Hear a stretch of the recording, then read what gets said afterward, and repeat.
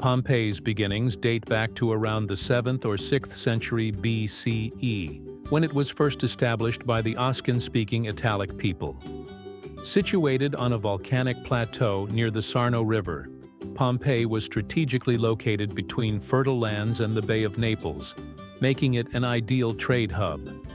Throughout its early history, Pompeii saw influences from various Mediterranean civilizations. It was initially part of a network of Oscan settlements, but gradually came under Greek and Etruscan influence. This multicultural foundation shaped Pompeii's architecture, language, and customs, even before it became a part of the Roman sphere. In 310 BCE, Pompeii officially came under Roman control after Rome defeated the Samnites, who had taken control of the city. Under the Romans, Pompeii thrived as a municipium, meaning it had certain degrees of autonomy, but was expected to support Roman political agendas. By the 1st century BCE, Pompeii was fully integrated into the Roman Empire and had adopted Roman customs, language, Latin, and legal systems. Pompeii's prime location between the mountains and the sea allowed it to prosper economically. The area's fertile volcanic soil supported a booming agricultural sector, particularly for olive oil and wine production. The city's exports included fish sauce, garum, a prized commodity across the Roman Empire, as well as locally produced wine that was highly regarded, even in distant provinces. As a Roman city, Pompeii was divided into distinct social classes that shaped every aspect of daily life. At the top of the social hierarchy were the patricians, wealthy landowners and politicians who lived in grand houses called domus. Below them were the middle classes, who were often merchants, artisans, and freedmen, former slaves who had gained their freedom. Freedmen played a significant role in Pompeii's economy, running successful businesses and often achieving considerable wealth, though they could not hold political office. At the bottom of the hierarchy were slaves, who had little to no rights and served as laborers, household servants, or skilled craftsmen. Pompeii's urban plan was organized in a grid layout, with streets intersecting at right angles. The city was divided into neighborhoods or insulae, city blocks, each with its own character and purpose. Main streets, often lined with colonnades, led to important public buildings, markets, and temples. Pompeii's urban plan was a testament to Roman engineering and urban planning, with advanced infrastructure like aqueducts, public baths, and an underground drainage system. Pompeii was filled with grand public buildings, private villas, and places of worship. Some of its most famous and significant sites include the Forum, the political, commercial, and social center of Pompeii. The Forum was surrounded by essential public buildings, including the Temple of Jupiter, the Basilica, Law Court, and various market stalls. Citizens gathered in the Forum to engage in civic activities, trade, religious ceremonies, and political discussions. The amphitheater, built around 70 BCE, Pompeii's amphitheater is the oldest surviving Roman amphitheater. Capable of holding around 20,000 spectators, it hosted gladiatorial contests and other spectacles, drawing people from neighboring towns. Its design, featuring a stage and spectator seating, divided into sections based on social rank, became the blueprint for later Roman amphitheaters. The baths. Bathhouses like the Stabian, Forum, and Central Baths were integral to Roman life, providing spaces for socializing, exercise, and relaxation. Roman baths typically had three sections: the frigidarium, cold room, tepidarium, warm room, and caldarium, hot room. The bathhouses were sophisticated, with heated floors and complex plumbing systems that supplied water. The Villa of the Mysteries.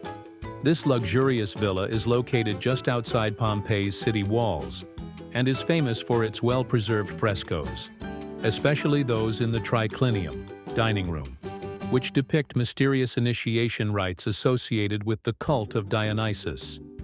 These frescoes are significant for their artistic quality, and provide insights into the spiritual life and private rituals of Pompeii's wealthier citizens. The House of the Faun.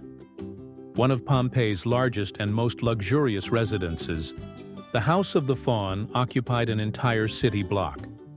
It is known for its intricate mosaics, including the famous Alexander mosaic, which depicts Alexander the Great's battle with Darius III.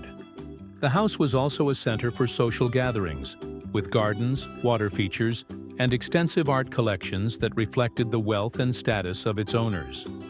Thermopolia. Scattered throughout Pompeii were thermopolia, or ancient Roman fast food counters, where residents could purchase hot food and drinks. These establishments were popular among lower-class residents who didn't have cooking facilities at home, and they provide insights into the city's diet and culinary preferences. Archaeologists have found remnants of food and drink in these thermopolia, including beans, bread, wine, and garum. On August 24, 79 CE, Mount Vesuvius erupted with immense force, releasing a towering cloud of volcanic gases, ash, and pumice into the sky. The eruption was unlike anything the residents had experienced, and it unfolded over 2 days, encompassing multiple phases of destruction. Seismic activity and initial warning signs. In the days leading up to the eruption, Pompeii experienced a series of minor earthquakes. Though unsettling, earthquakes were not uncommon in the region, and many residents did not interpret them as warning signs. Volcanic activity was not understood in the way it is today, so few realized the magnitude of the impending disaster. Plinian phase. The eruption began with a Plinian phase, named after the historian Pliny the Younger, who witnessed the event from across the bay in Misenum, and later described it in letters. During this phase, Vesuvius released a massive plume of volcanic ash and pumice, which ascended over 30 kilometers into the sky. This ash began to fall over Pompeii and the surrounding towns, causing roofs to collapse under its weight. Pyroclastic flows.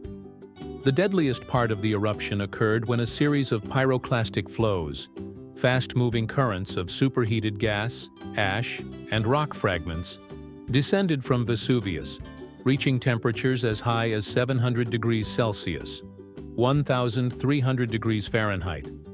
These flows moved at speeds of up to 200 kilometers per hour, 125 miles per hour, destroying everything in their path.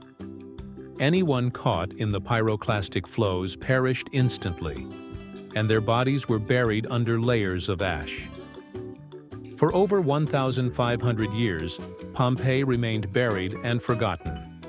It was not until 1599, when an Italian architect named Domenico Fontana discovered the ruins while digging a canal, that Pompeii's location was rediscovered. However, serious excavations did not begin until 1748, under the direction of King Charles III of Spain.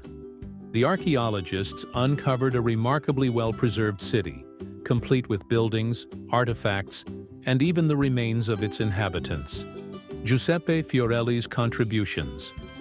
In the 19th century, Italian archaeologist Giuseppe Fiorelli introduced revolutionary methods to excavate Pompeii more systematically. Fiorelli's most famous contribution was the plaster cast technique, which involved injecting plaster into the cavities left by decomposed bodies.